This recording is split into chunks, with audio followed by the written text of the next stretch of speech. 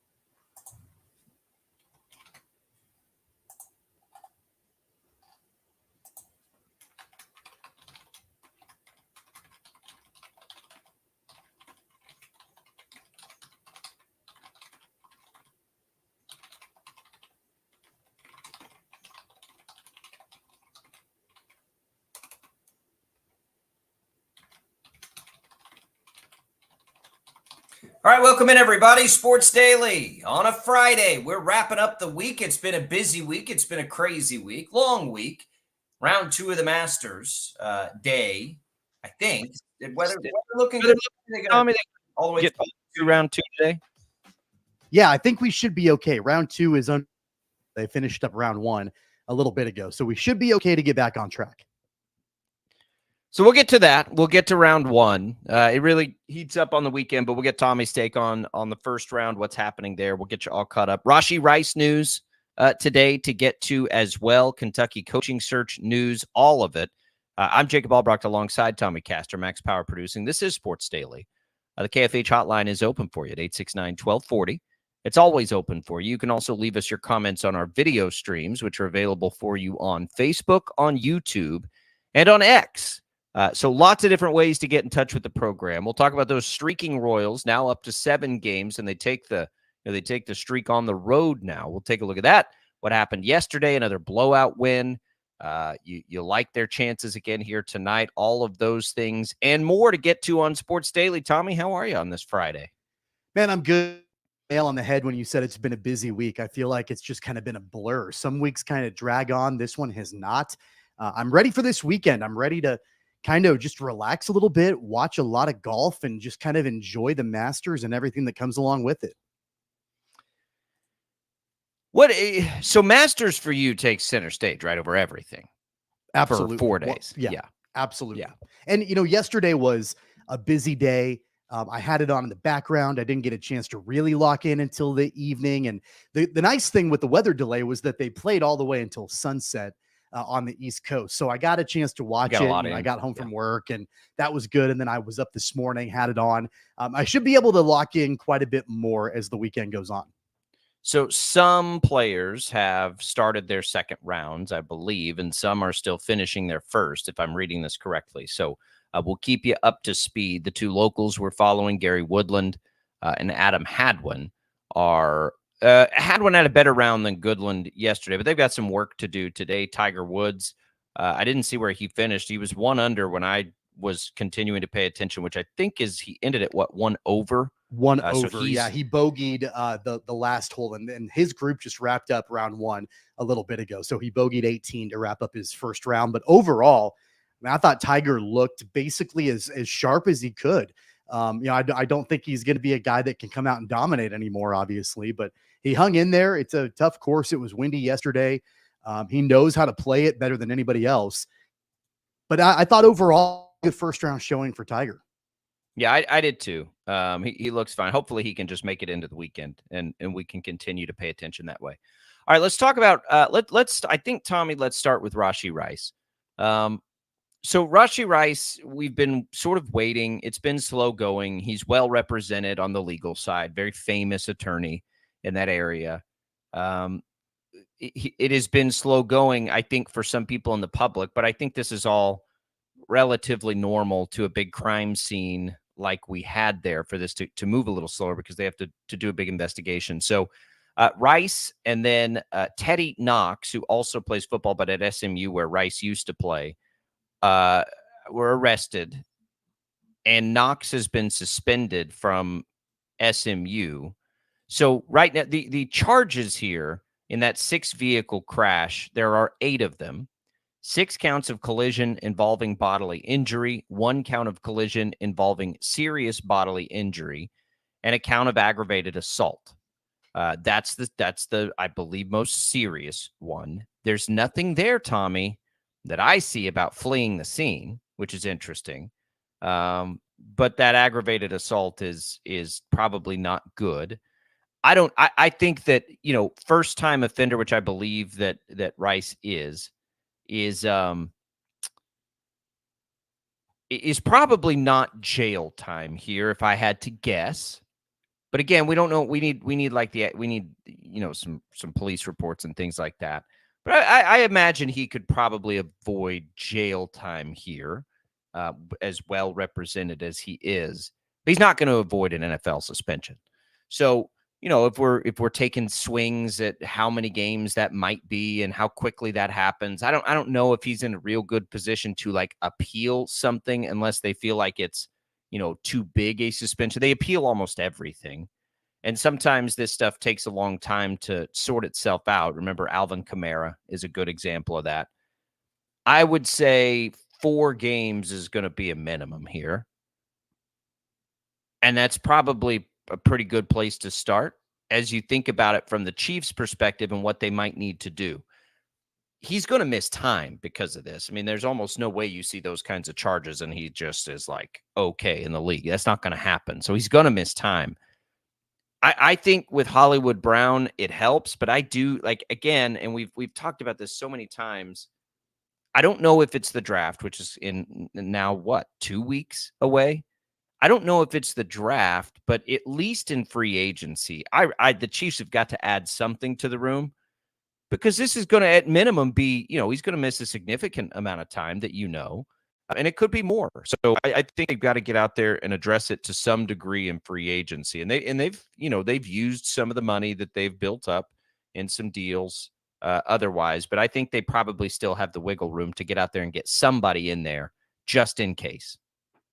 Yeah, all I know is that he is not in a position of strength at all. I mean, he's come out and his attorney has come out and admitted everything, basically saying that he's deeply remorseful for his actions. He continues to cooperate with authorities. There's really no leg to stand on here. So sure. I mean, you said everybody appeals NFL suspension decisions, and that's true. There's really no argument that Rashee Rice can make on this. If they said it's an 8-game suspension, he would appeal that and say that's not in line with other suspensions. Right. He's basically at this point, at least from the legal perspective, kind of throwing himself at the mercy of the legal system, right? And kind of going into it saying, yeah, it was me. I screwed up. I shouldn't have done that. I was driving the Lamborghini. And, I think the thing that is interesting to me is that it took so long for, number one, for Rashee Rice to make himself available. And I'm sure at that point, he's finding representation and they're crafting a strategy. But I know how powerful this attorney is, and he's a politician in the state of Texas and all of that. And for them to just basically come out, with their hands up saying, you got me. Yeah, we did this, tells me that they got him dead to rights. And so, and in that situation, you just have to kind of cross your fingers and hope that, whether it's the prosecuting attorney or the judge in the matter or whatever, will take into consideration that there's no previous history of anything like this, that he seems to be pretty highly respected. It was a lapse of judgment, a serious lapse of judgment. I'm not downplaying anything in this. But I think that if you are in his legal camp, you're just crossing your fingers and hoping that he does avoid jail time. I think he probably will. It's probably going to be a hefty probation, paying for the medical bills of the victims and, all of that. But, and I've said it before, we talked about it.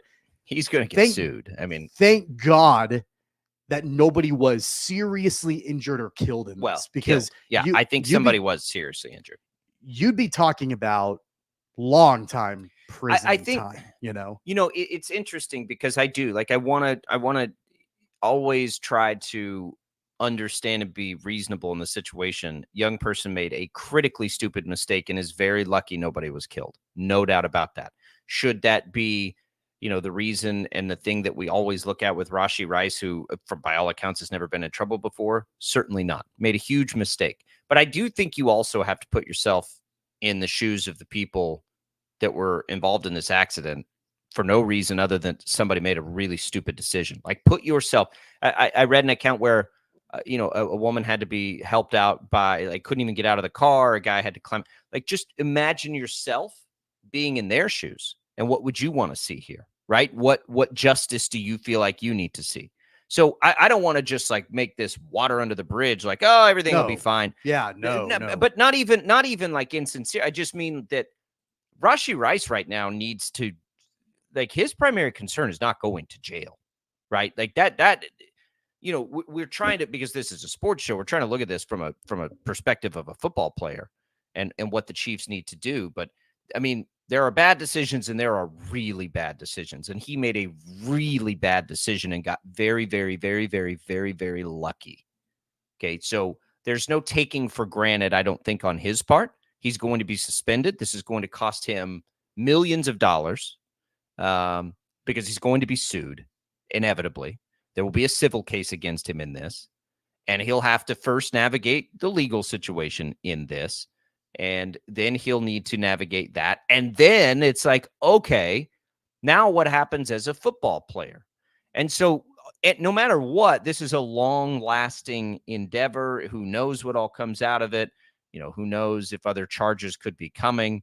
So for the Chiefs, you just have to have a backup plan. And they almost certainly will.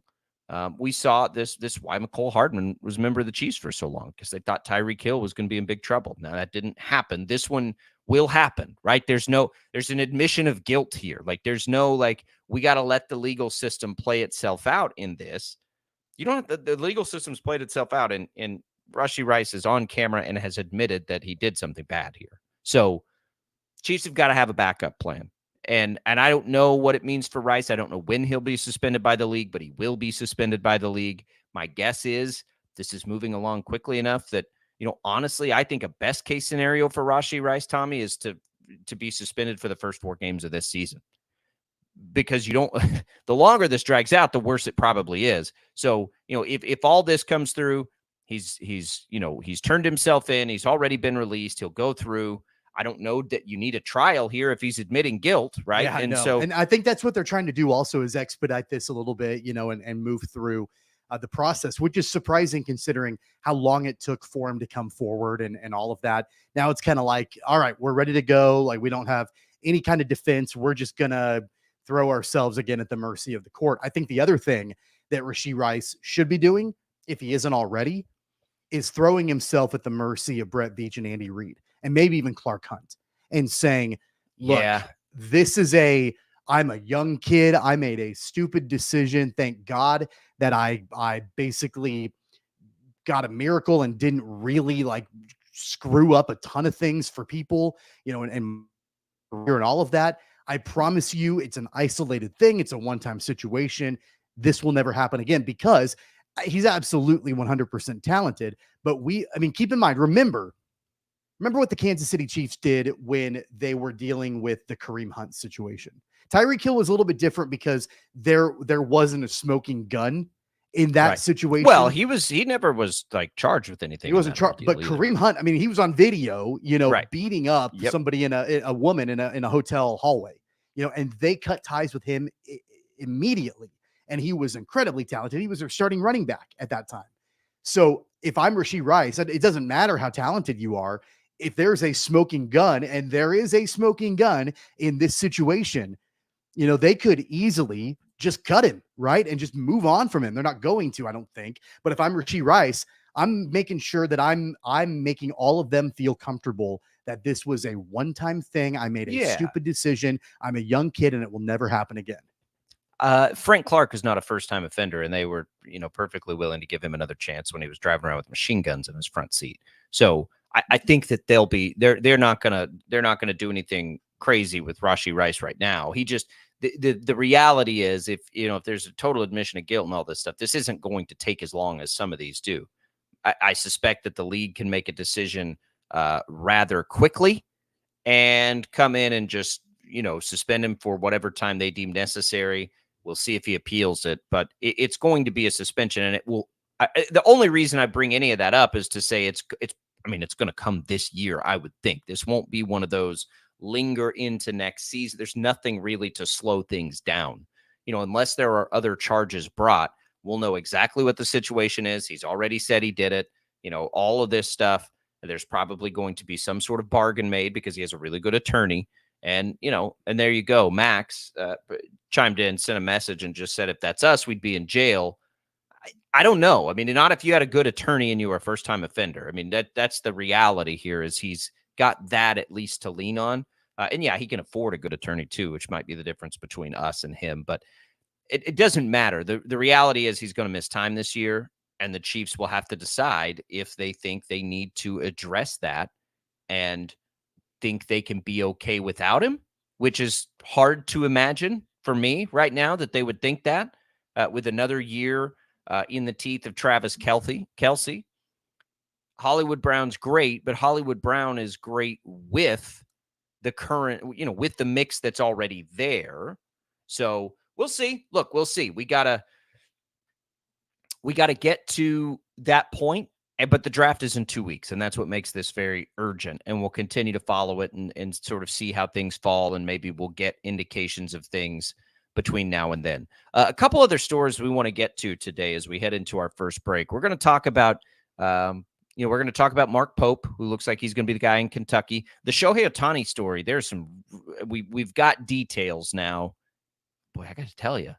He really does look like Shohei Ohtani had no idea this was happening, which is great for him and great for Major League Baseball. But we'll take a look at that as well. The Royals keep streaking. We'll check in on the Masters. Tommy will keep us updated there. Lots of great stuff to come. By the way, if you're on your way to work and you want to keep listening to us even after you get out of the car, no big deal.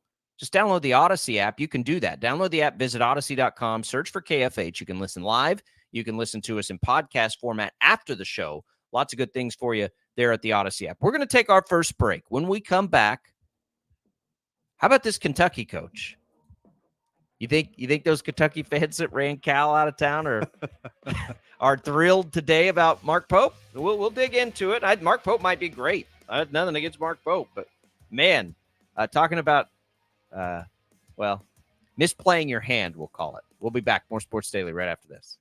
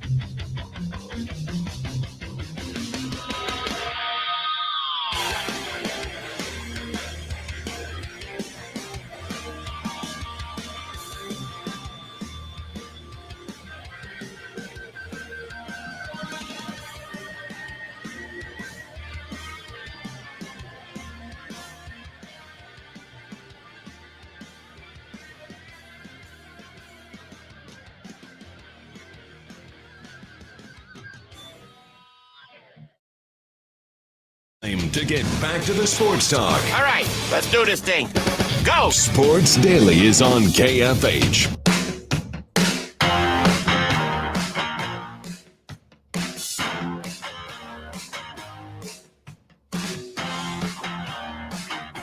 ESPN Bet's ready to take you through all the huge sports moments this spring. The exclusive sports book of ESPN has it all, including exclusive offers and promotions from Scott Van Pelt and Stephen A. Smith. From the playoff intensity to getting on the links and out to the ballpark, there's no better time to be sports fans. Sign up today and new users get $100 in bonus bets for making any sportsbook bet. Download ESPN Bet today. What a play. Must be 21 plus. Gambling problem? Call 1-800-GAMBLER in partnership with Hollywood Casino at Kansas Speedway. Terms and conditions apply. See app for details. I don't know that Mark Pope was ever given true odds from ESPN Bet, but certainly was not the odds-on favorite to land that Kentucky job. I got to tell you, Tommy, and we'll talk about Mark Pope in just a second, but as a quick sidebar, as we've got betting on the brain here a little bit, I am killing it right now. I just keep betting the Royals money line. Like, why not? Do. And they continue to get plus money most of the time, even with their good starting pitching. And guess what's sitting there right now today? Royals at the Mets, Michael Wacha on the bump, plus 105 on the money line. And I'm going to hit it again. I mean, we're just going to keep going on this 7-game win streak, see what we can do. If I was smart, I'd be like trying to, double my money each time. I'm not doing that. I'm just making a regular old bet on them each day. But we're going to ride this streak here. You can find those bets at ESPN Bet. Baseball. I'm getting a little more into the baseball betting this year. It's been fun. Small amounts, but getting into it. Trying to rewire my brain. I'm not a big golf bettor, so baseball's been it for me. I did put. What did I say? I took Colin Morikawa and Gary Woodland were my two long shot winner bets. And how did Morikawa do? Did he do anything? Is he even alive in this tournament right now? Probably not. I haven't even looked. If he's not up towards the top of the I haven't seen his name. I don't which know. Isn't Let good. me look. He's not. He's okay. He's one under. He's tied for 15th. So that's okay. He's doing all right. Yeah, we're going to need. The problem is you're going to need DeChambeau or Scheffler to stumble, probably both of them, and the likelihood of that, I would imagine, is pretty low. But I'll leave that stuff to you to know these answers. Mark Pope, who spent 4 years at Utah Valley, won 57% of his games at Utah Valley, and then 4 years at BYU. Reached the NCAA 5 years at BYU, including this last year. Reached the NCAA tournament twice. Never has made it out of the first round. Never has won his league, whether in the West Coast Conference or the Big 12. Has a career winning percentage of 63%, which is fine. But boy, you want to talk about resumes and heading on to Kentucky. I mean, good luck. Good luck. I don't know anything about how Mark Pope's going to do at Kentucky. Man, this is funny to me, Tommy. I'm sorry. It is. All the time when legends get run out of town, I'm just like, what are we doing here? And they got turned down who knows how many times in reality. They'd probably tell you 0. We never actually offered the job to Scott Drew. We never actually offered the job to whatever. Mark Pope was our top choice from the beginning. He was the guy. I just read you the resume. Now, he may be great there. He has ties there, but that ain't a resume that lands you the Kentucky job. I like Mark Pope. I think Mark Pope is a good coach. I didn't know who Mark Pope was before a week ago. I watched the first time I saw Mark Pope coach really and watched him. He was I believe he was in the Maui Invitational. BYU was a year or two ago. It was before they joined the Big 12. And, it was fun to watch him coach and fun to watch his team. And then, I got more of it, when they joined the Big 12 this year. His teams are fun to watch. He's got kind of a poetry in motion type offense that he runs. His teams are fun. I think he's a good coach. He's taken, he took Utah Valley, I believe, to the NCAA tournament, didn't he? Didn't they get a bid when he was at Utah Valley? At least no. Or he went to the NIT, I guess. They got a CBI. CBI. CBI. But I think they were really bad when he joined them. and then was able to get them improved before he took over at BYU. And then BYU wasn't in great shape, and he helped turn them back around, to where they were an NCAA tournament team. I think he's a good coach. I think he's a fine coach. I don't think that anybody who is a fan of Kentucky is going to be thrilled with this hire whatsoever. And he, like you said, he might do a phenomenal job at Kentucky. He might do great. I think he's a good coach. It's no fault of his that he doesn't have a strong resume. It's no fault of his that he's not a high-profile, big-name coach coming in to take over the Wildcat program. The one thing he does have going for him is the familiarity with Kentucky because he played there. But, man, by and large, there were a lot of swings and misses by Kentucky in this coaching search. And, we can speculate all day long how many swings and misses they had. And there might have even been more than we thought. I mean, once Scott Drew turned them down, then all the names that we talked about yesterday, I don't know if Kentucky reached out to at all or not. It seemed like they kind of really settled on Mark Pope pretty quickly. Yes, they did. And that can work out for you too, by the way. Like, it's not, I'm not sitting here saying Mark Pope's a bad hire for Kentucky. I don't know how Mark Pope's going to do at Kentucky. He may do great. What I'm saying is it's certainly not what fans expected to happen when they ran John Calipari out of town. Now, John Calipari was not fired. This is not Kentucky's fault. This is the fan base's fault, to me, in my opinion. Like, you better know what you're getting yourself into when you want to run off a legend. I just read you the resume of Mark Pope. How does that stack up against John Calipari? Yeah. When John Calipari took that job, he was, going to the Final Four every year at Memphis, getting the best players in the world. And guess what happened when he went to Kentucky? They started getting the best players in the world. Guess what's going to happen when Mark Pope comes to Kentucky? Who knows? What if Mark Pope can't recruit at that level? Then what happens? Because, John Calipari may not have won a lot of tournament games the last 4 years, but he still had the best players. And that at least gives you a chance. How do you think that's going to go otherwise? BYU got bounced in the first round this year. They were much better than I thought they would be. I think he did a heck of a job there this year. But does that translate to Kentucky? There's no similarities other than that he's been there before, but he doesn't recruit at the level Kentucky needs to recruit at. Does that just inherent that they're going to get all the best players? I mean, maybe if the NIL is good enough, Tommy, but most of the time these players are going to play for coaches, not schools.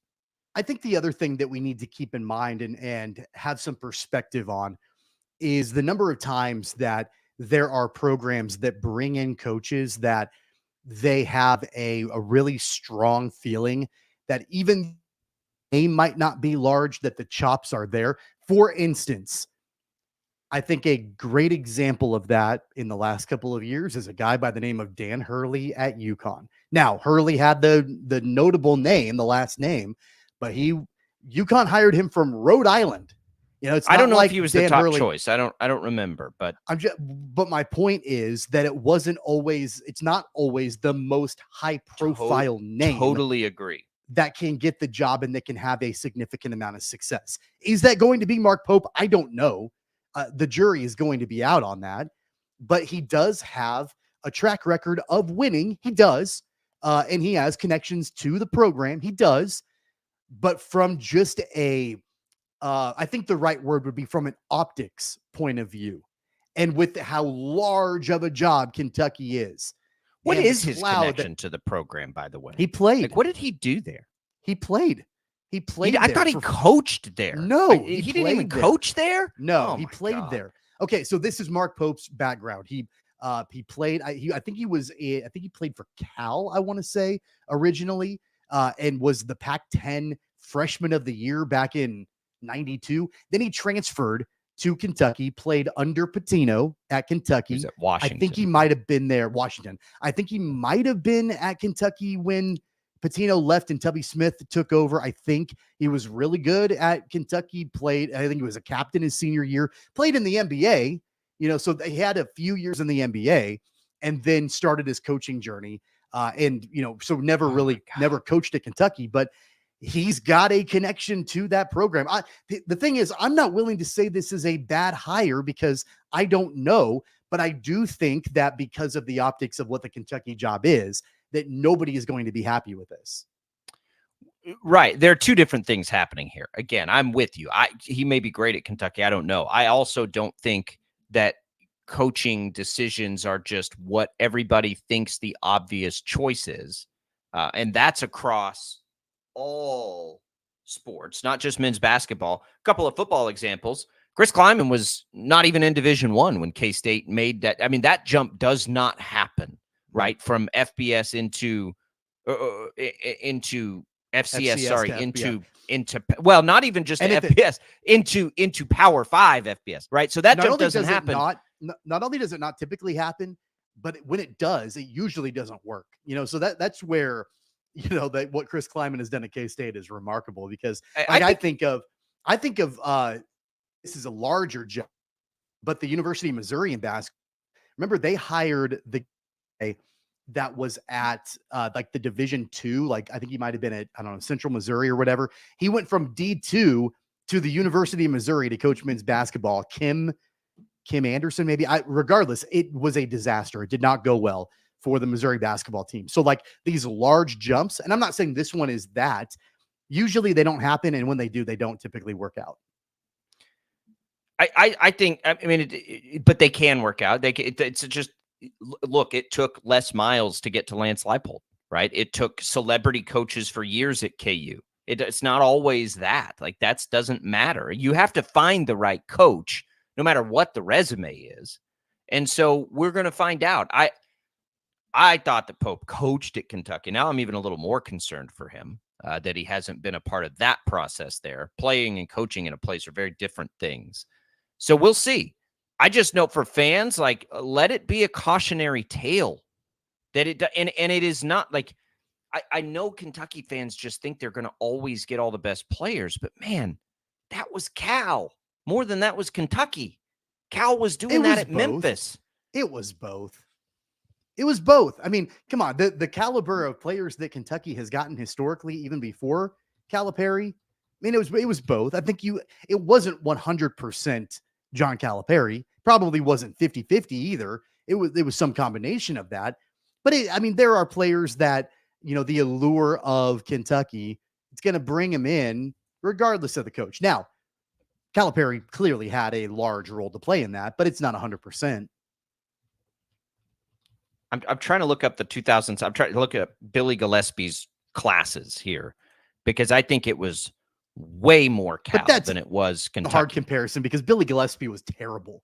I mean, why is that a hard comparison? That was a swing and a miss. Gillespie was a terrible fit for Kentucky from day one. He never signed a contract. He went there just on a verbal agreement with Kentucky, and there was all this like limbo about whether or not he was actually going to be the coach, and then they ended up just parting ways. So you'd have to go back to Tubby Smith or even Rick Pitino before that to get a good comparison over the recruiting around them versus John Calipari. Well, Rick Pitino was the reason, right? Like, I think Rick Pitino had more to, because he's done it in multiple places. I'm trying to look at it's really hard to do, but I don't think that Mark Pope is going to just walk in and start landing all the 5-star freshmen, top 10 players. Like, I don't think that's going to happen. Does that need to happen? I mean, there's a case to be made too that formula isn't conducive enough to winning. And that's totally fine. And I'm here to listen to that. Like, if it's about, we need to reevaluate how we bring players in because that formula isn't working anymore, I'll totally listen to that. But you better hope he's a heck of a coach, and you better hope he's a rock star in the portal. And I don't know the answer to the second part of that.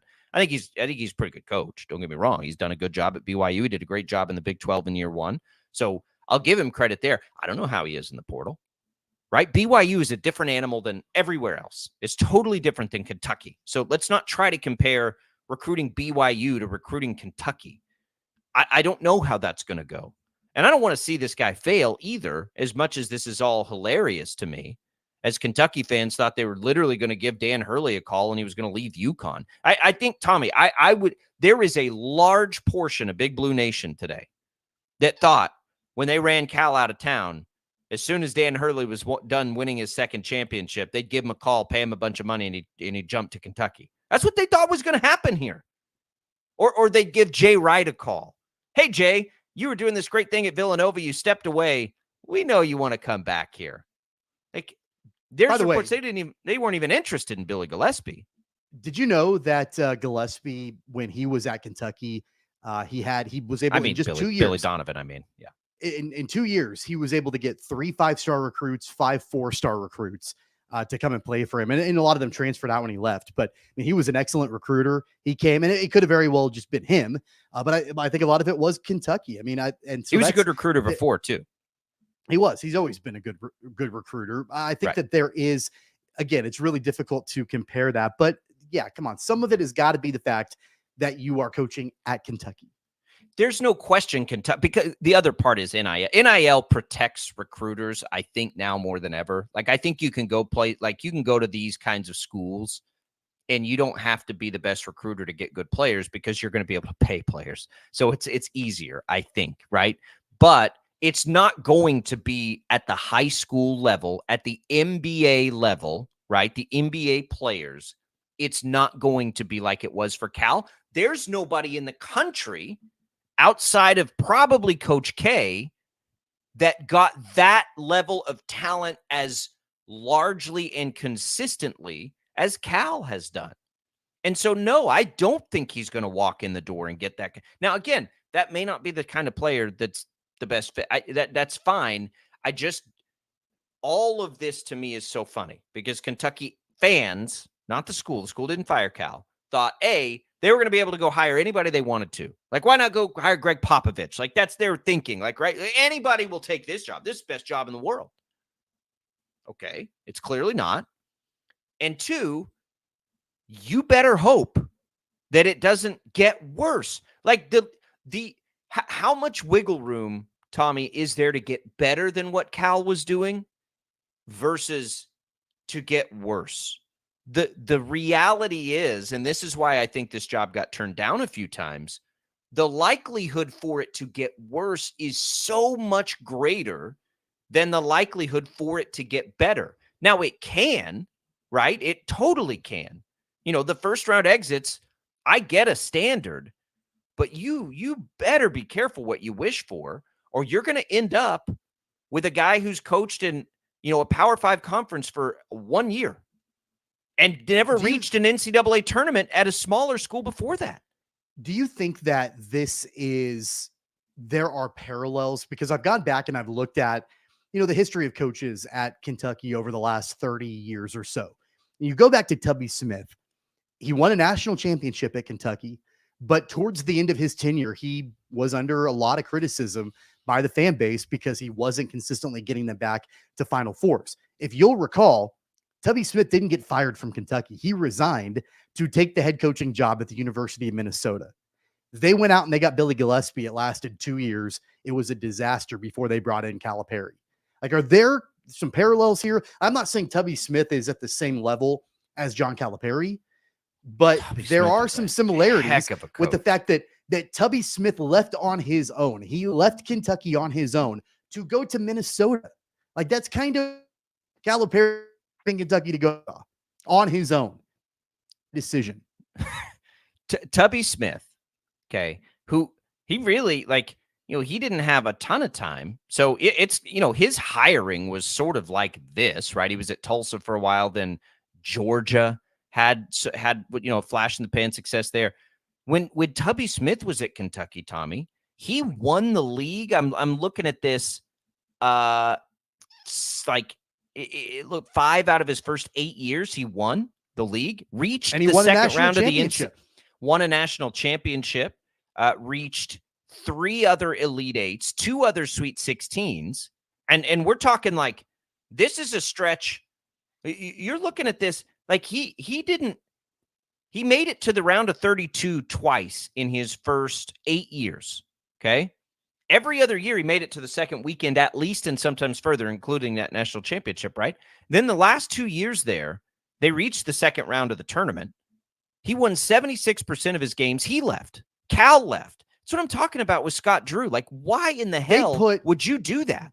the Kentucky fan base, I read that they were putting, like, there were fans that were putting for sale signs in Tubby Smith's yard to try to get him. Like, why would anybody go there? Like, not anybody. Of course, Mark Pope should go there. He should go give that a shot. Sure. But why would Scott Drew deal with that? That's what I mean. Like, that's why some of these, this whole thing from the beginning, I'm like, yeah, to go, for a lot of coaches, that's going to help them, give them a much better chance to win a national championship. Mark Pope, 100%, right? We'll do that for him. But these other guys, it's like, why would they go do that? Look at the last coaches that are there. They've all been run out of town. Tubby Smith and John Calipari, we all act like Billy Gillispie was 22-14 in his last year at Kentucky. He finished 2nd and 4th in the league, right?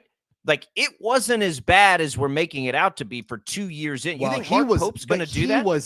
He was a train wreck. Like, that's fine. That's why they got rid of him. That's why he left. Yeah. No, right. But what I'm saying is, like, what kind of leash is Mark Pope going to get at Kentucky?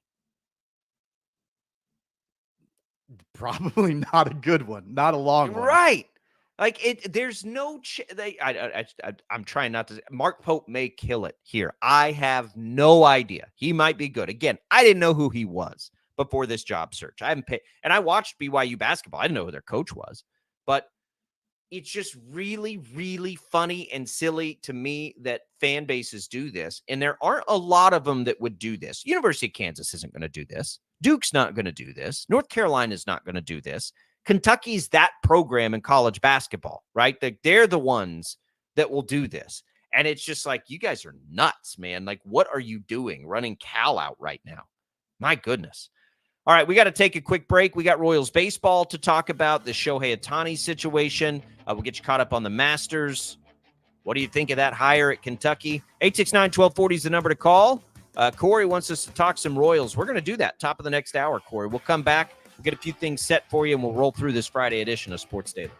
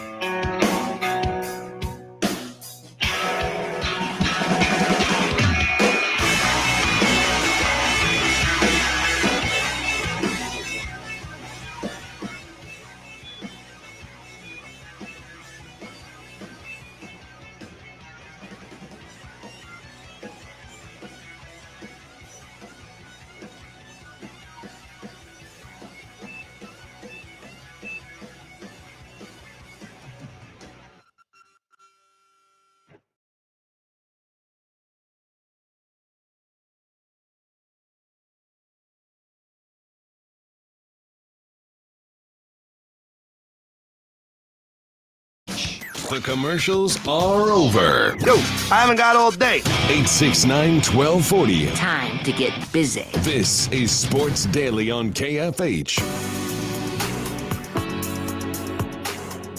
All right, welcome back in, everybody. This portion of the program brought to you by Crestview Country Club. We've got our kids there, Tommy, signed up at Crestview for a big Squishmallow event.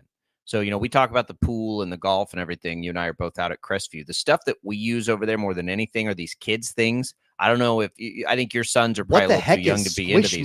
I've never even heard of that. Squishmallows are these stuffed animal crazes. You know how there are stuffed animal crazes, and then there's 1,000 of them, and the kids have to have all of them and all these things. They're big pillow-looking, like stuffed animal characters that kids are super into now. So they're going to go up to Crestview and I guess they're basically going to have homemade Squishmallows and, maybe not a Squishmallow, but something that basically is just like a Squishmallow, something for fun for the kids to do. So we're going to get them signed up. They're going to go out and they're going to do that and they're going to love it.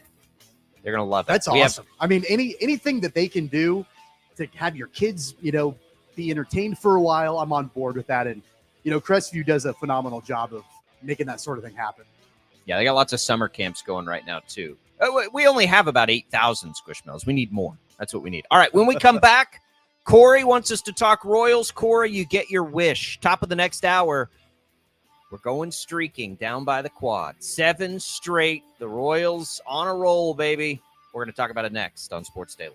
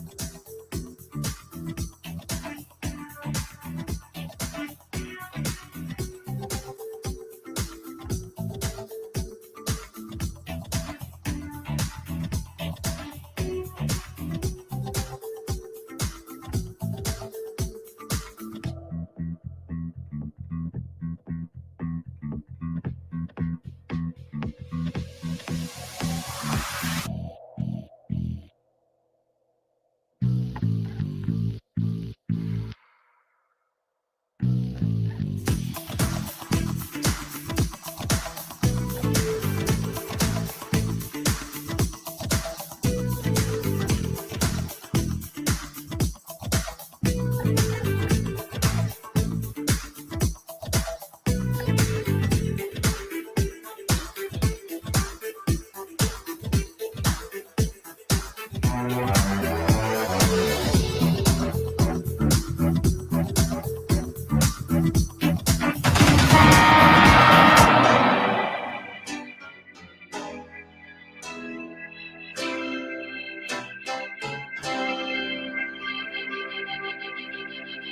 from Wichita's most listened to sports radio, 97.5 and 1240 KFH. This is Sports Daily with Jacob Albracht and Tommy Castor.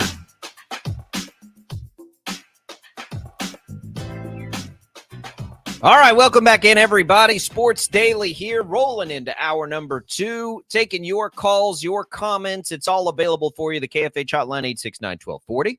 You can find our video streams, Facebook, YouTube, X. Get in touch with us. We want to hear from you. We got Royals fans chiming in. We have not talked yet. We talked a little bit about the streak, but that's where we're headed right now. Jacob Albracht here, Tommy Castor alongside me, not Jad Chambers, Max Power filling in for Jad Chambers this week for us. So we've got the Royals continuing to streak, and Tommy, 4 came against the White Sox. 3 of those came against the Astros. And I don't care what kind of situation the Astros pitching is in.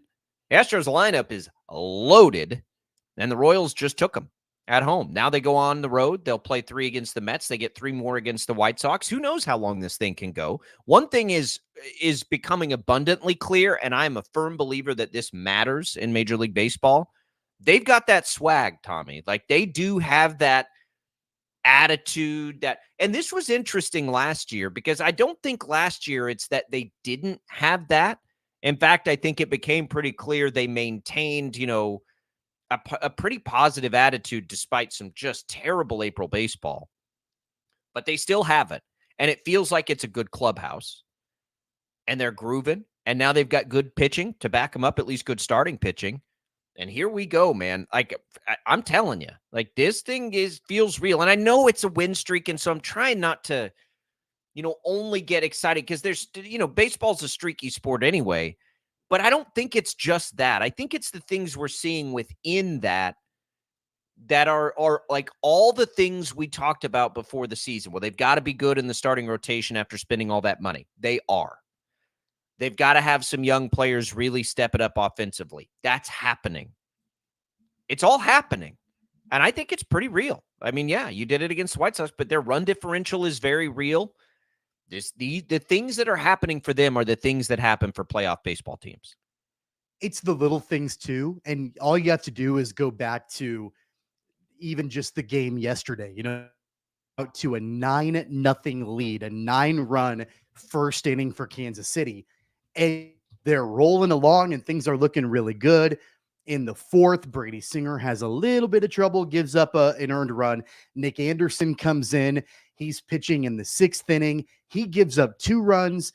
He doesn't look good at all, only pitches for 2/3 of an inning. And it's still a pretty sizable margin for the Royals. They're up 9-3 at that point.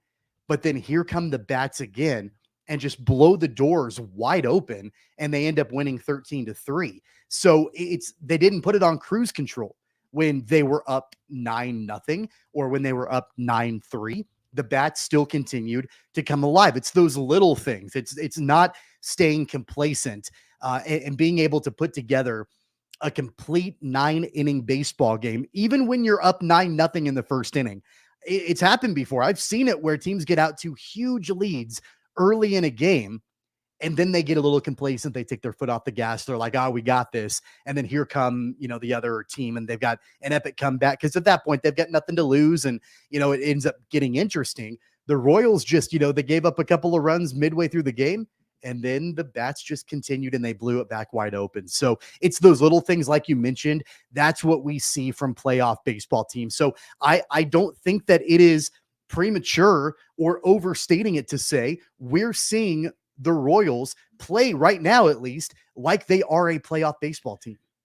It is, it's fine. They're not going to score 9 runs in the first inning of every game, right? The offense is not going to do this all year, but the starting pitching could.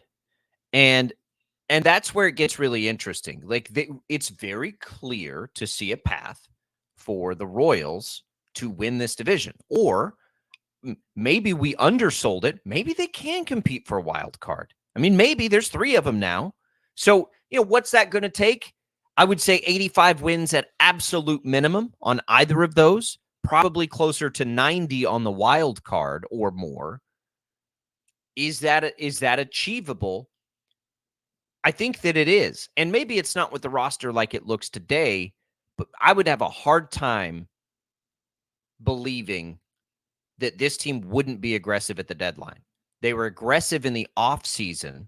Why wouldn't they be aggressive at the deadline? You know what I mean? Like, this isn't like, in 2014, I'll never forget when I got here that summer. The Royals took a lot of heat. I got here in June of 2014. Before I even moved here, I had followed the Royals because I loved their farm system and I loved a lot of their players. That was back then. I don't do this as much anymore because I don't have time. But at that point in my life, like, I followed prospects a lot. And so I was like, man, I really like a lot of these Royals players. And so I got here and everybody was just livid that the Royals weren't aggressive at that trade deadline. And I'm like, man, I don't know that it's time for them to be aggressive. And I was like, I think this team can make the playoffs. I went and did stories at Kauffman about how they could make the playoffs. And it was a really fun and interesting environment. Now, of course, they did far more than that year. But at the deadline, man, they were ready to run people out of town for not being aggressive at the deadline. And I'm like, got to be careful if you're the Royals, whatever. So they did that year and they relied on the young players. That was very different than 2015, right? They had tasted it. There was a sense of things. They were super aggressive in those years, in that year. This year feels more like 2015 to me than it does 2014. They don't really have players that aren't already at the big league level, to me, and I don't follow it as closely as I used to, that I'm like, oh, they couldn't afford to trade. They have a terrible farm system anyway, by all accounts, top to bottom. So as they're trying to build ballparks downtown, as they have been in this desperate drought that they've been in and had these awful seasons and all of these things, man, if they're in a position right now after what they spent in the offseason, that's why it feels like 2015 to me, because they were aggressive in the offseason leading up to this season. Yeah, I think they're going to be aggressive. I think they could use a bat. I think they could use a bullpen arm or 2. They may be pretty solid in the rotation, but who knows what's out there in the rotation? Maybe they go after, a real bona fide, sure thing ace and just say, forget it. Let's go do this thing now. And it's sustainable, right? All these pitchers they brought in are on 2-year deals. I think if the time comes, and I'm beginning to think it will, they're going to be aggressive at the deadline this year. I think it's going to come down to what the legitimate need is. And, and we'll obviously have so much more insight into that as we go through the summer and get closer to the trade deadline. As of now, everybody would say, need more quality bullpen arms. That's going to be the big thing right now. But, I do think that they've got some nice pieces in the bullpen that as the summer rolls on, that maybe will come along. And there've been, I think, decent outings from guys like Jordan Lyles and Angel Zerpa and, some others. But what I like, going back to the game yesterday, and I mentioned Nick Anderson, I think he was a guy along with Chris Stratton and definitely Will Smith that the Royals thought could be some of those high leverage, late inning type bullpen arms. And Nick Anderson has looked bad early in this season, but they put him into the game. He was the first reliever out of the bullpen in a low leverage 9-0 game yesterday. And it didn't work. He didn't look good. He gave up 2 runs. He had 3 walks in 2/3 of an inning. Didn't look good. But the Royals and Matt Quatraro were willing to bring him into a situation like that to try to have him work through whatever those issues are. Maybe he'll be able to get through it. I don't know. But it's not like they're dead set on and we've talked about this before. This is our late innings, high leverage guy, and it just doesn't work, and it doesn't work, and it doesn't work. They have shown some flexibility, I think, here early in the season to try to get these bullpen arms to work out. And so they've got an idea in the second half of the season or towards the trade deadline on what direction they need to go.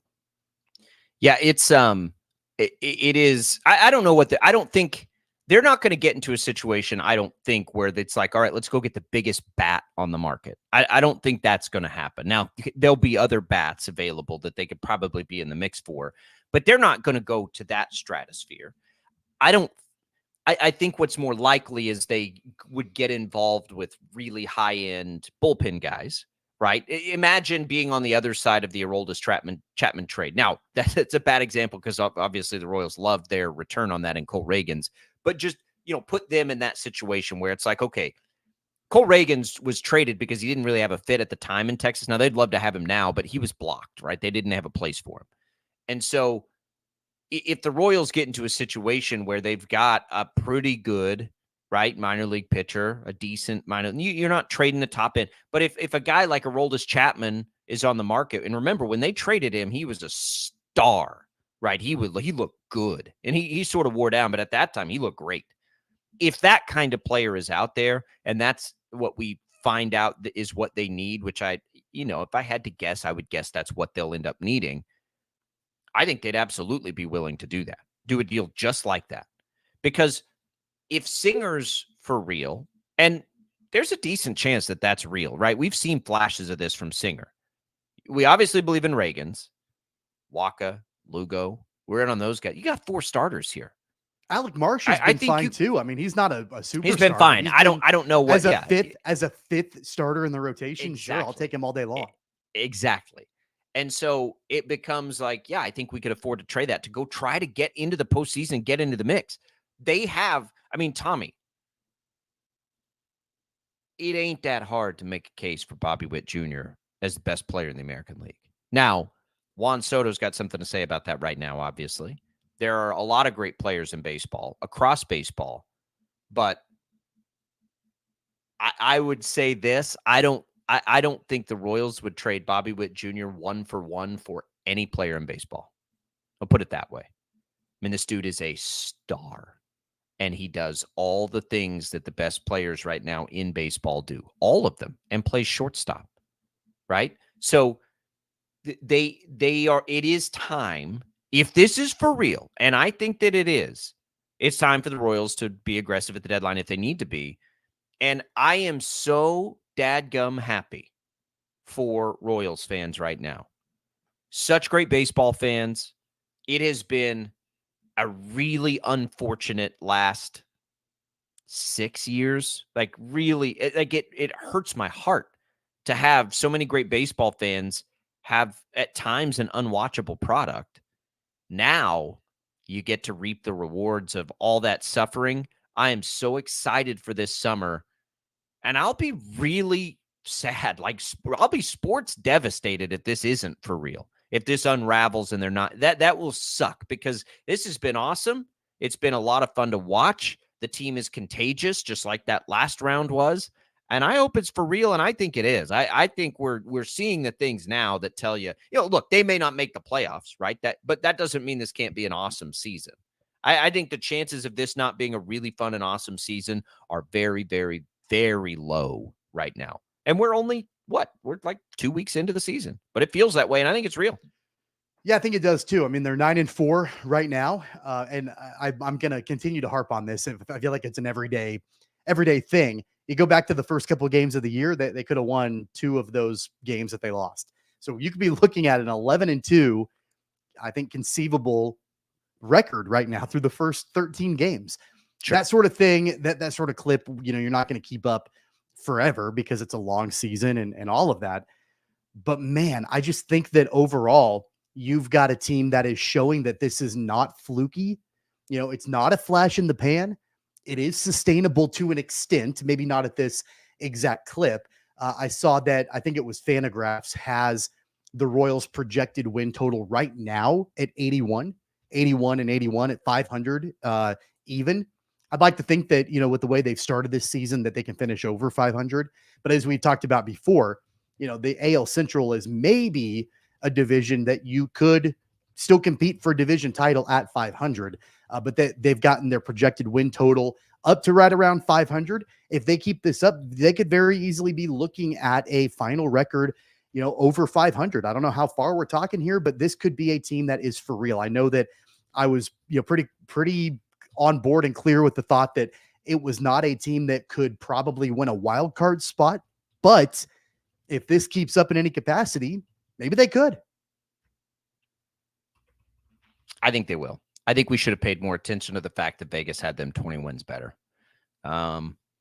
We thought, right? Like we had this inkling. We've talked about it. It was like, yeah, I think they could be good. And you just like, you're trying to be cautious with like, but I thought there was a chance they could be okay last year and they won like 50 games. Like, I don't want to, fool me once.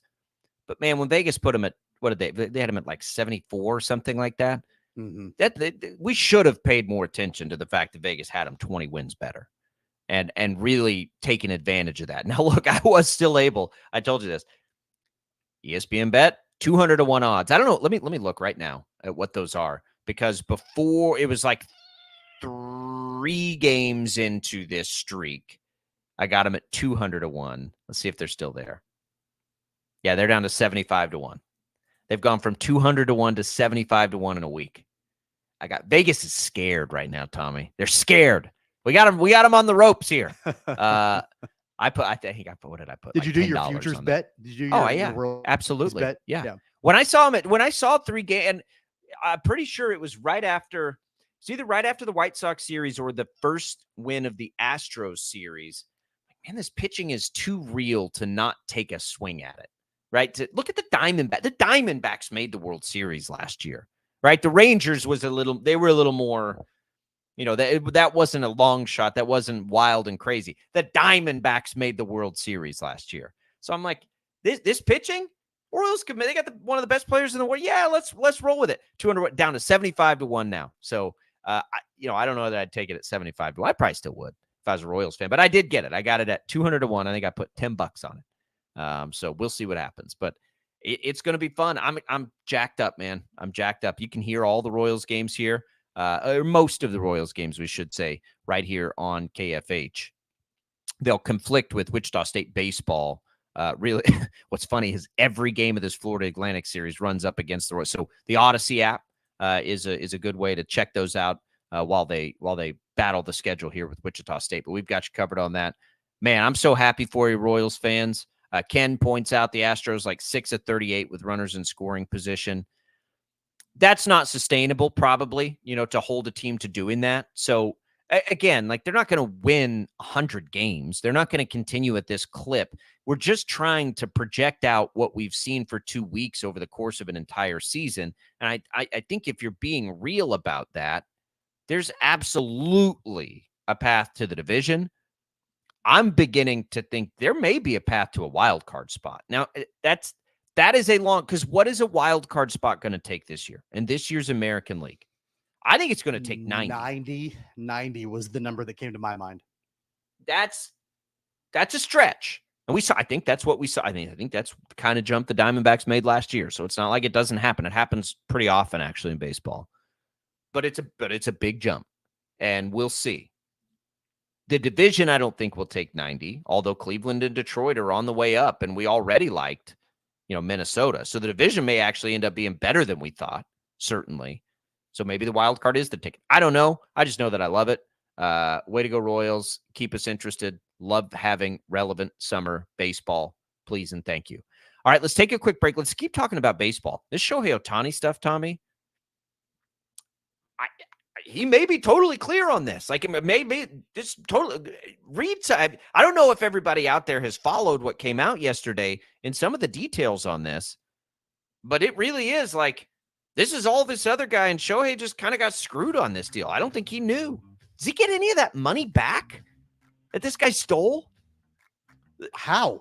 How in the world is he going to get it back? There's no way. Well, can they like seize it from the bookie and give it back to Shohei or something? I don't know. I'm sure that money is gone. That is wild to think about. All right, we'll come back. We'll talk about it. 869-1240 is the number to call on that. It's crazy. Open Streets. We're partnering with everybody on Open Streets here. Join KNSS and Odyssey Radio for Open Streets ICT. It's a free community building event bringing Wichitans of all age and fitness levels together to promote healthy, active living and social engagement. You've got the event on April 14th, Sunday from 12 to 4. around Wichita State and the Shocker neighborhood. Check it out. We'll be back. More Sports Daily right after this.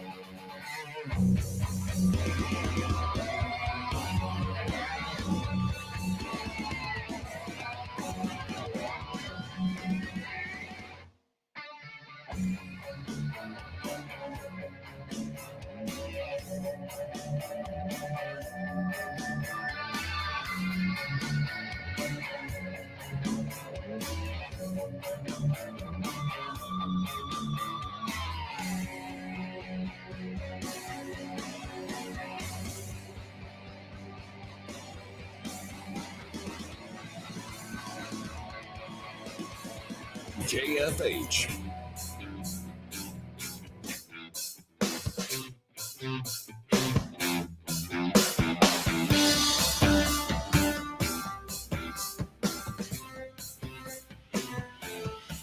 All right, welcome back in, everybody. Sports Daily here. Shohei Ohtani. So it sure sounds like Ippy Mitsuhara is kind of a lone actor in this. Like the stuff that we couldn't believe that Shohei Ohtani would not know that all this money was leaving his accounts. According to what we're seeing in affidavits and things, sure make it sound like Shohei Ohtani had no idea this was happening. And the level of theft, right, is reaching a point where it does become a little bit more believable that this dude really was like really screwing him over, right? Basically, I think at some point, like pretending to be Shohei, setting up phantom accounts and like running things through a PayPal, like really strange stuff for just absurd amounts of money. When you look at this, that was being wagered and lost and everything else.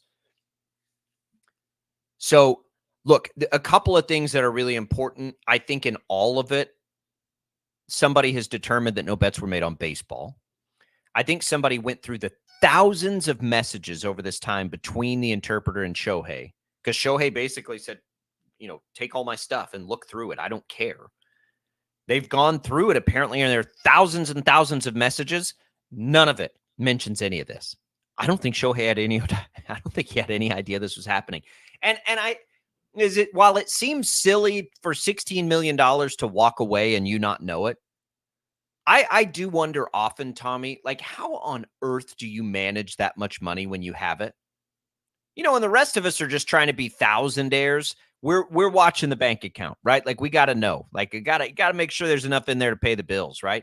Once you reach that level, like you really think Shohei Ohtani's like pulling up his, bank app and checking the old checking account to make sure his electricity bill doesn't put him at an overdraft? Like, I don't think that's the case. So I guess it's a little more believable when you have to have people help you manage that money, that somebody could take advantage and steal it. Now that's a lot of it, but it is what it is. But I also know that there is obviously a language barrier that plays into this a little bit, but there's also a major dereliction of duty from the people that are the official ones that have control of the finances, because his interpreter, from what I've read, didn't. Like he wasn't the financial advisor.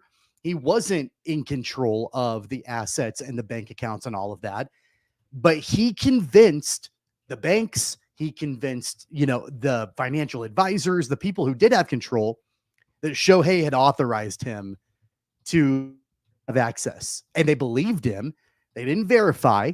And maybe it was because from a language perspective, it makes it difficult to communicate with Shohei. I don't know, but there's a dereliction of duty from the people who were entrusted to be able to make sure that those assets were secured.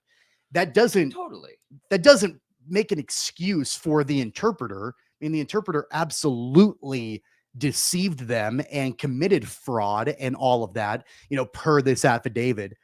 And I have sympathy for Shohei, but also I have a lot of sympathy for Shohei. I do, but also he probably should have paid closer attention, and I guarantee you he will moving forward. I honestly, I think I've got nothing but sympathy for Shohei here. Those two had a relationship. I am almost certain he thought of this guy as a friend, and you just can't imagine that. I don't want to live my life that way, like always worrying about the bad things, whatever it might be. Like if I'm getting like, I hate thinking about that stuff. You got to deal with it. You got to deal with it when it happens. But don't you think Shohei's got an accountant to watch that for him? But there are also checks and balances, I think, that need to be put into place. And so again, I have sympathy for Shohei after reading all of this. But I do think that it's a lesson for Shohei. And it's not just a lesson in friendship, but it's a lesson in, look, like this is your hard-earned money. And regardless if it's $100 or $100 million, it's your hard-earned money. And nobody, I don't care if you've hired somebody. I don't care if you have a team of people. Nobody should have a better handle and understanding of your money than you, because it's yours. I don't care. I don't care if you are a janitor or if you're the biggest star on the planet. Nobody should have a better handle on that than you. That's eye of the beholder stuff. He may not care, enough for that to be the case in his life. What was that great show on HBO that was like modeled after Mark Wahlberg's life? I can't think of the name of it. Fantastic show. Where they're the movie stars and they're bouncing around Hollywood. Entourage? Entourage. Did you watch Entourage? A little bit, not a lot. I remember the multiple scenes where the movie star goes to his accountant and wants to do like this crazy stuff. He's like, how much money do I have? Right? Like, you tell me, how much money do we have in there? How do we make this happen? How can we move this around? He didn't know. And I think like to some point, like I would love to be able to live life that way. Be like, yeah. How much we got? Like, what do we got here? What are we doing? I mean, you put people in a position to help that. Corporations have accountants. They don't know, the CEO doesn't always know. You go to your account. So somebody failed Shohei, not just his friend, probably. And Shohei can take as much blame as he wants to take. That's up to him. But it's just wild to me that much money can go. And if that much money is stolen, like, is it just gone? Because let's have some sympathy to that too. This dude just had $16 million or whatever stolen from him. At the end of the day, for all of this, aren't you just like, I am so happy that it appears that Shohei had nothing to do with this, because I have been pretty concerned about that, right? Like, what, like, are we really going to have this thing tarnished?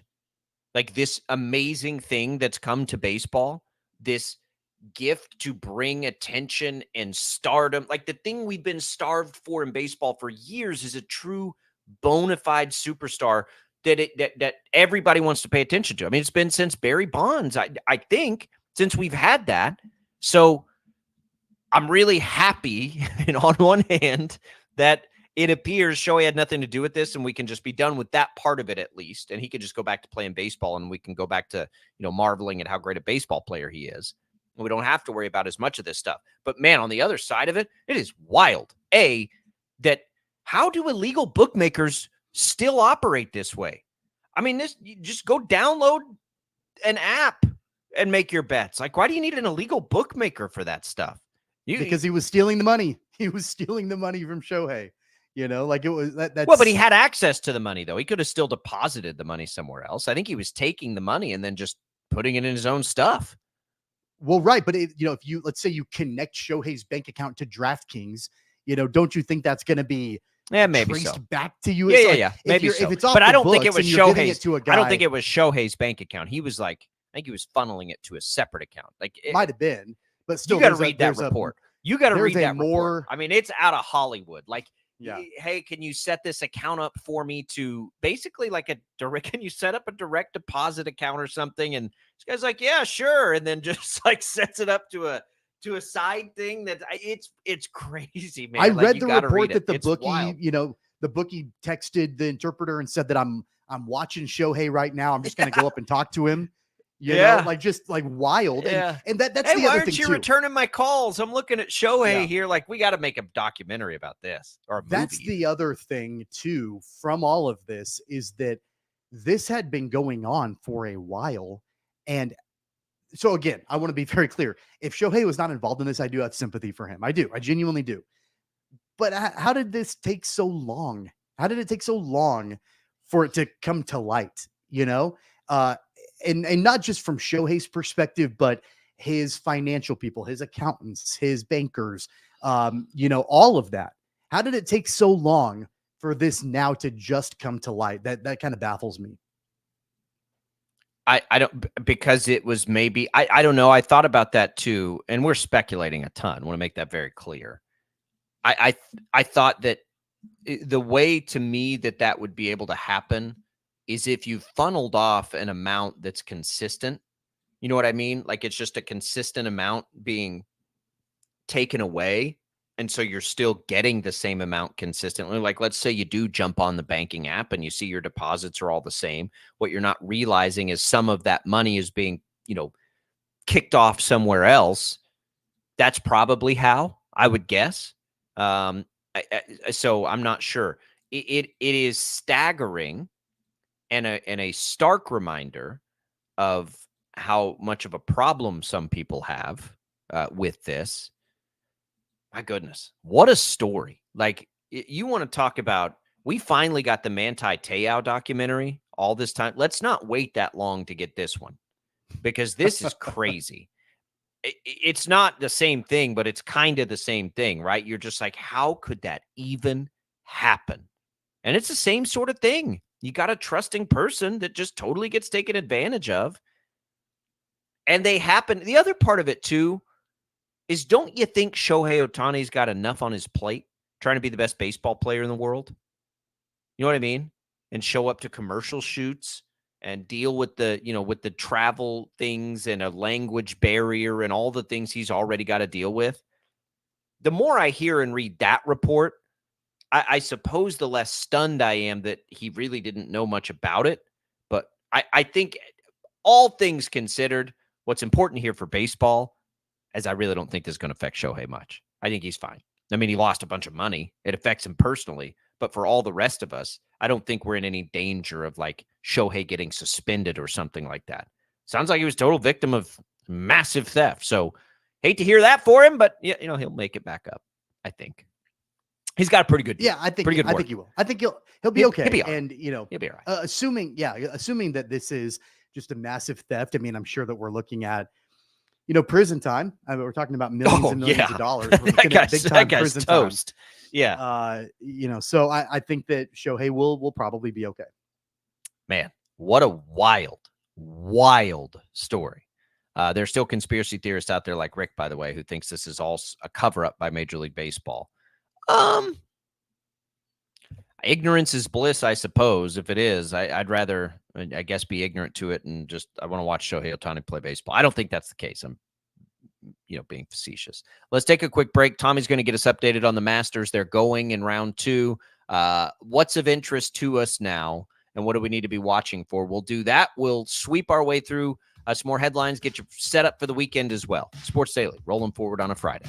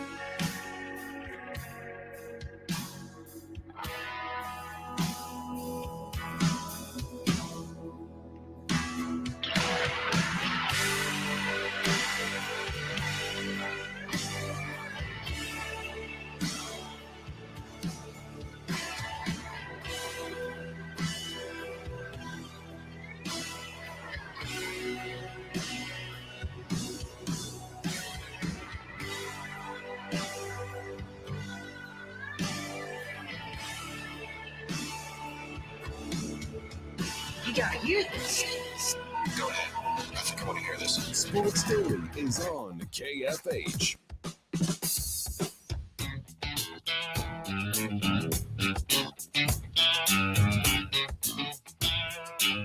All right, welcome back in, everybody. Sports Daily.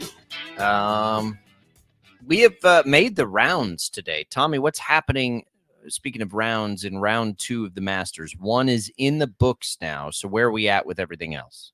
Yeah, so I'm watching featured coverage right now. I've got it on in the background here, and of course, I'll have it on all day. Max Homa is out to a pretty hot start in the second round. He's through, I think, 4 holes. Yeah, through 4 holes in his second round. He's 2 under in that second round, so 7 under overall, tied with Bryson DeChambeau for the lead right now. Scotty Scheffler is 1 back. Both DeChambeau and Scheffler tee off here in the next hour or two. So we'll have their second rounds underway. It's difficult for, probably a guy like Max Homa, but even, Tiger Woods too, because both of those guys literally just finished up their first round like an hour ago, had a short break. I think for Max Homa, it was maybe 15 minutes and then turned around and went right back out for round number 2. So it's going to be a grind for those guys. And I've always wondered, when you've got weather delay, and you have to finish, around the next morning, get up early. I've always wondered what's better, like to do that quick turnaround, or to get done with your round on Thursday mid-afternoon and then have to wait like 24 hours to go out there and play again. I'm not sure exactly what the advantage is, and it probably depends on the condition of the course, the weather at the time, and all of that. Some of that's luck of the draw. I think it would be nice to be able to just run it right through if you're playing well, as Homa was. I'm looking right now at odds. I've got them pulled up I'm using these from ESPN Bet. So winners on this, Scotty Scheffler is still just 1.5 to 1. Absolutely not worth the time to me on a winner bet. A lot of people, including our betting insider Chelsea Messenger, would tell you that winner bets are never, are always a waste of time. Go top 5, top 10, whatever. But if we're betting winners here. We're playing for keeps. We're betting winners. So if I'm looking at it, I mean, Homa has played his way into the second odds-on favorite at 5.5 to 1. DeChambeau's still 6 to 1. Has something happened with DeChambeau where he's not like a super real threat here? Because that feels pretty good at 6 to 1 when he's tied for the lead. The knock on DeChambeau at Augusta in the past has been that he was such a long hitter, and he still is. But remember, he was like trying to do everything he could to break golf courses by just hitting the ball as far as he possibly could. It didn't matter positioning, didn't matter if he hit fairways. He was just trying to get distance, and Augusta would hurt him because if you are not in the right position, it's pretty penal. And, so that was always a knock on DeChambeau. But he's a little bit of a different golfer now. It's not about crushing the ball quite as much. He's backed off the weight training some. I think his distance is not quite as long as it was. It's still pretty long, but that's always been his knock at a course like Augusta, because he just tried to overpower it and it never worked for him.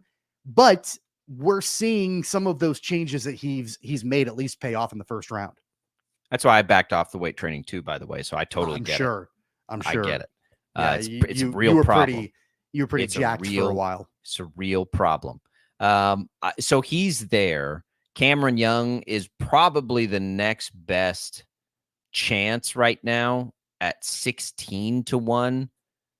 He's at 4 under though. Like it really is anybody catching Scheffler or DeChambeau when they had that kind of first round? You know what I mean? Yeah, I think Max Homa, is, somebody to definitely continue. But he's only at 5.5 to 1 though. I'm talking about from if we're looking further at this down the leaderboard. Well, right. Like, is it to me when I see that? And again, I don't watch this hardly at all anymore. It just seems like when I see those two names at the top, especially Scheffler, it's like, I don't think that collectively they're both going to just fail enough for one of those two guys after a round like that to not be the guy that wins this thing. Yeah, I think that especially the way that the leaderboard came together as soon as round one was official. I mean, you had 3 players within, a stroke of each other at the very top, and that was Scheffler, DeChambeau, and Homa. And then it went down from there. I mean, you didn't really have it wasn't like there was this major like grouping of players all within a stroke or two of each other. That being said, though, the weekend, wild things can happen. Saturday is always moving day. That cut line, I think, is going to wobble as the day goes on. And when we could see a little bit of a tighter grouping, Homa said when he got done with round number 1 that the name of the game today on the course was to just kind of play protective golf and get out of there with pars. Augusta can firm up and it can become pretty difficult to hold greens. So I don't know if today is necessarily a day that we're going to look at a lot of players going low, or if it's going to be more of like, hey, let's just try to be on the defensive and get out of there with as many pars as we can. Do we have any more, of those players that go super aggressive? I'm just trying to think of who in this thing could throw a wild 3 6-unders or something. I mean, that's right in the first round of the Masters, 7 under in a round is really, really good, right? We're not what is a Masters winning score typically? 18 to 15 to 20? No, lower than that. I mean, if a winner gets to 10 under, that's a pretty impressive round. You're looking at more like 5. No. Overall. Sorry, not one round. All 4. That's what I'm saying. You're looking really? at 5 under to 10 under. Yeah.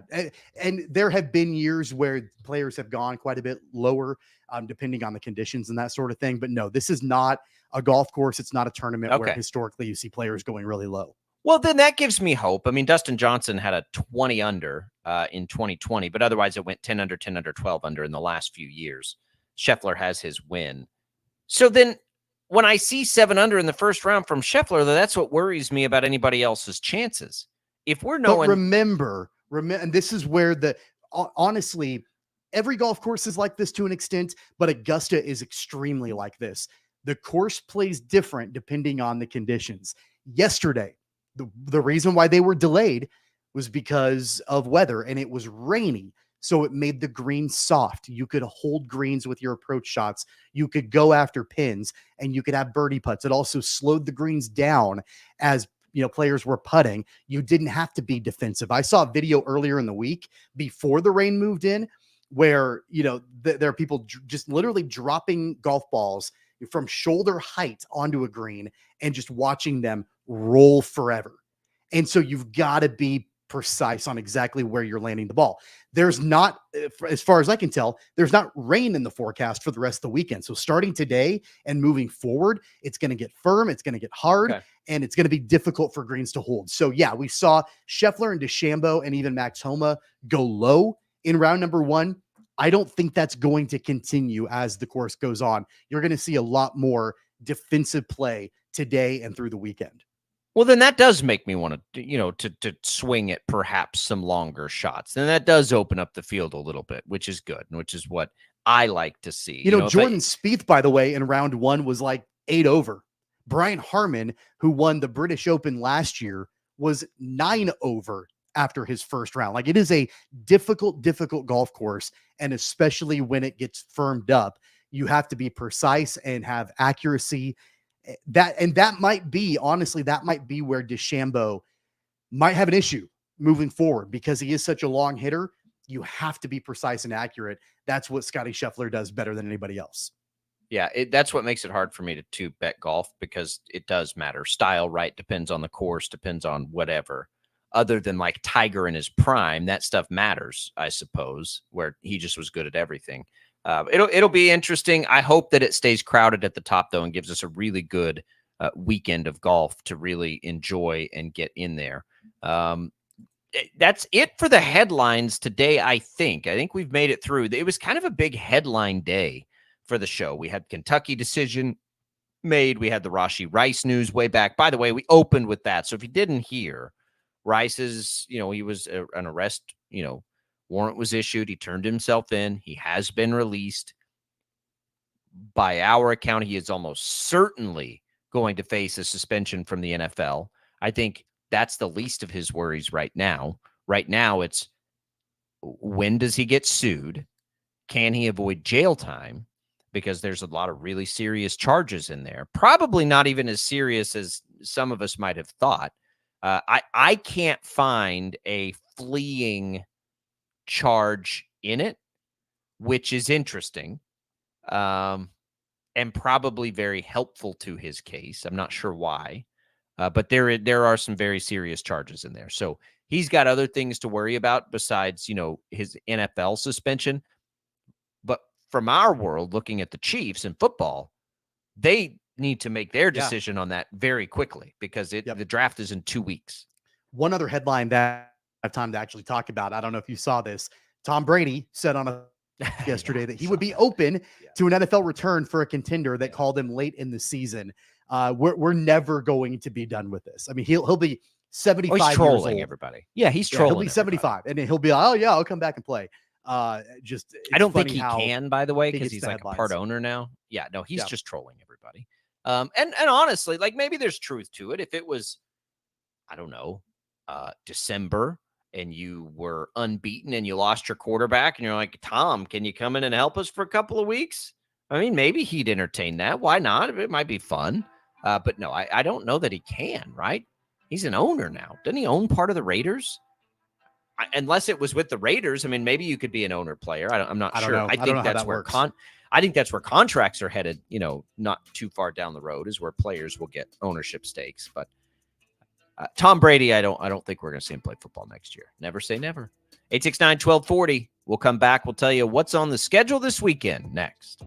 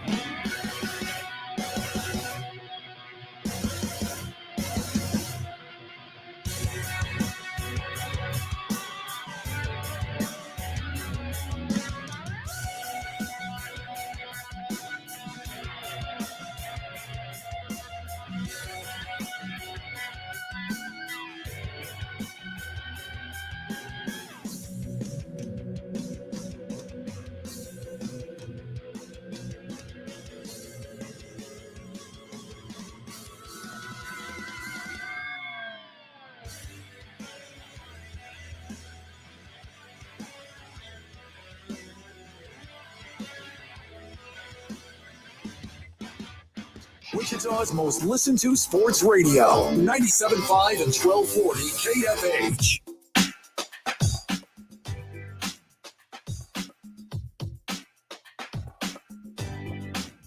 All right, that does it, everybody. What a week, man. It's a long week. There's a lot happening in this week. We appreciate you hanging with us through all of it. Coming up this weekend, as far as special programming, you're going to have Wichita State baseball tonight, 5:45, tomorrow, 1:45, Sunday, 12:45. So make sure that you tune in for that regular programming. Otherwise, all the way through. Tommy, enjoy your favorite sports weekend of the year. It's a tradition unlike any other. We'll see you Monday. I'll be thinking about you when I'm watching baseball. For Max, for Tommy, I'm Jacob. We'll see you Monday.